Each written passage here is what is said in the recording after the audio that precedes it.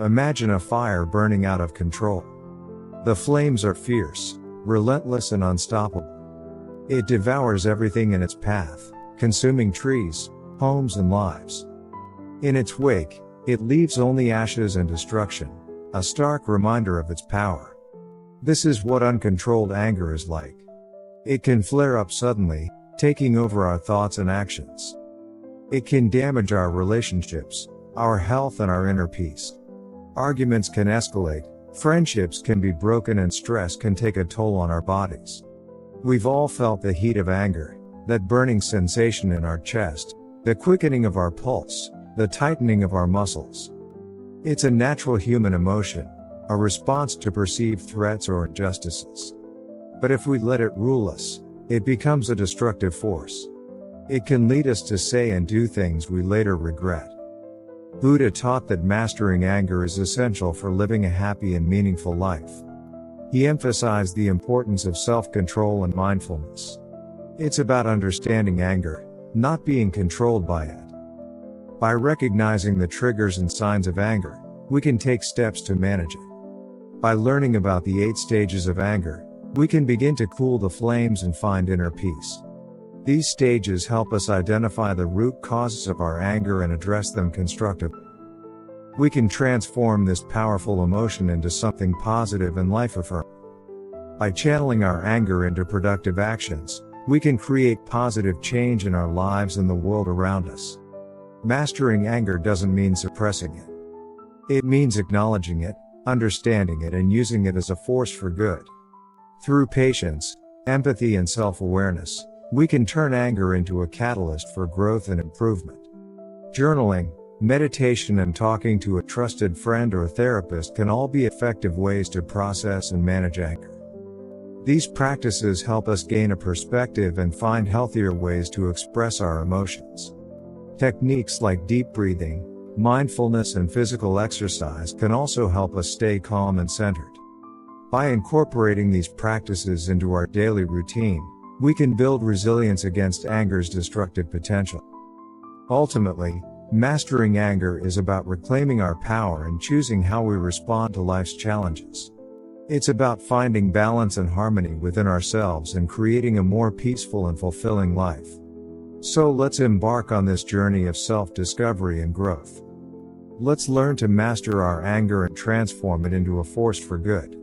Together, we can create a world filled with understanding, compassion and peace. Buddha offered a path to understanding and overcoming anger. He taught that anger arises in stages, like a fire that starts small and grows with each added piece of fuel. By recognizing these stages, we gain the power to stop feeding the fire. We can choose a different path, one that leads to peace and understanding. Buddha's teachings are like a map, guiding us through the difficult terrain of our emotions. With practice and mindfulness, we can learn to navigate anger skillfully and find lasting peace. At the root of all anger lies ignorance. This doesn't mean we lack intelligence. It means we're not seeing things clearly. It's like looking at the world through distorted glasses. We might misunderstand someone's intentions, taking their words or actions personally when they're not meant that way. Or we might hold on to fixed ideas about how things should be, blinding ourselves to reality. This lack of clarity becomes fertile ground for anger to take root. Imagine a garden being overtaken by fast-growing vines. They wrap around everything, demanding space and attention. This is similar to how attachment fuels anger. We become attached to things staying the same, to people behaving a certain way, or to our own desires being fulfilled. When these attachments are threatened or broken, anger flares. The tighter we cling, the more easily we're angered when things don't go our way. Walls of entitlement. I deserve better. Entitlement builds upon attachment. It's the belief that we deserve special treatment, that our needs and wants should always come first. This sense of entitlement creates a barrier between ourselves and others. We become less understanding, less compassionate, and more easily offended. After all, if we believe we're always right and deserving, any challenge feels like a personal attack. Expectations. Setting ourselves up for disappointment.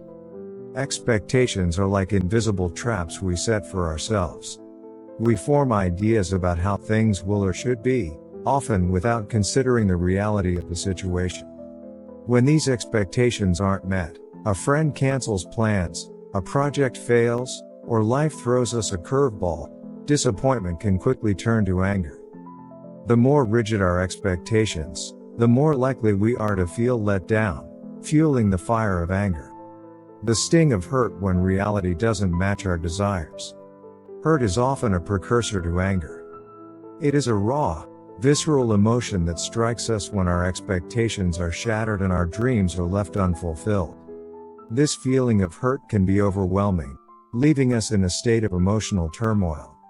It arises when our expectations are shattered, our attachments are threatened, and our sense of security is compromised.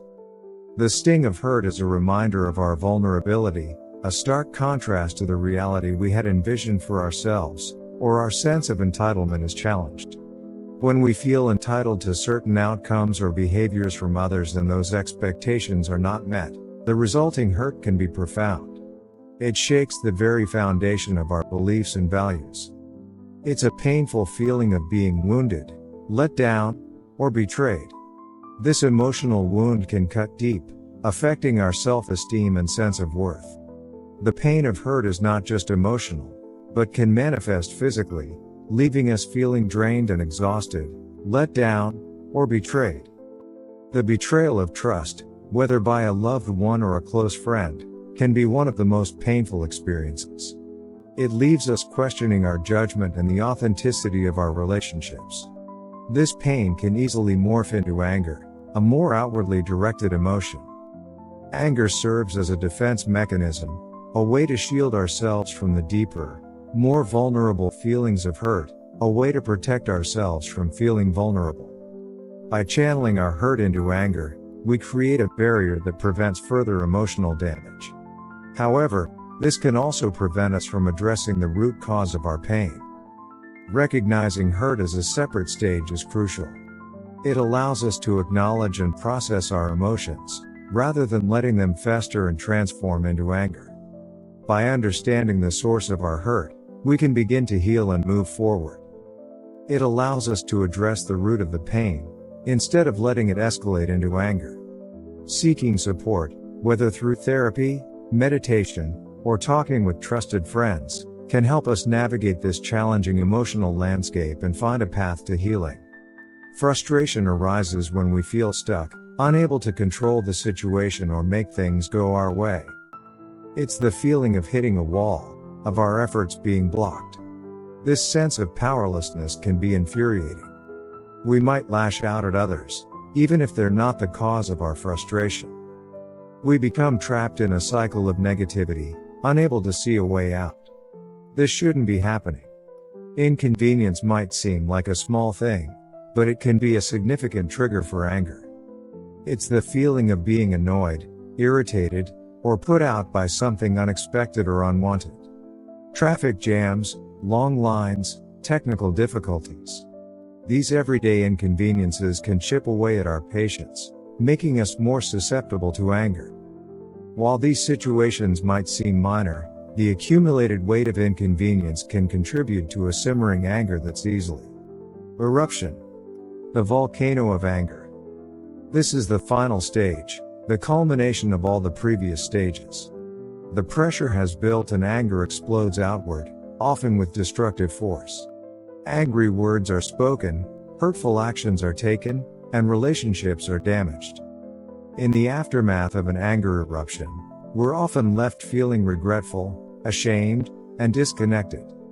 Cooling the flames, transforming anger into peace. Understanding the 8 stages of anger is the first step towards mastering it. These stages include ignorance, attachment, hurt, frustration, and more. Each stage represents a different aspect of how anger can manifest and grow within us. By recognizing the early warning signs, ignorance, attachment, hurt, frustration, we can choose to respond differently. Journaling can be a powerful tool in this process, helping us to identify and understand our triggers. Instead of fanning the flames, we can practice mindfulness. Mindfulness allows us to stay present and aware, reducing the likelihood of anger taking control. We can pause, breathe deeply, and observe our thoughts and feelings without judgment. This simple act of breathing can create a moment of calm, giving us the space to choose a more peaceful response. This creates space between ourselves and the anger, allowing us to make conscious choices. Walking in nature can also help to ground us and provide a sense of perspective.